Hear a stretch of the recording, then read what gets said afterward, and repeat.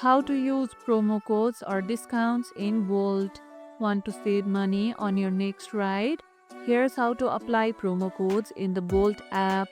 First, open the app and tap your profile icon or menu. Go to Promotions or Wallet. You'll see a box labeled Enter promo code. Type your code carefully and hit Apply.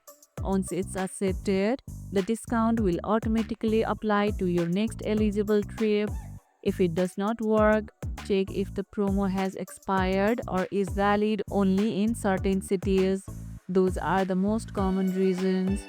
Always enter promo codes before booking, not after the ride starts. What's the biggest discount you have ever scored on Bolt? Share about it in the comments below. And that's how you can use promo codes or discounts in Bolt.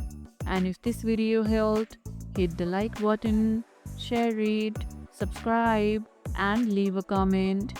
Thanks for watching, and I'll see you in the next one.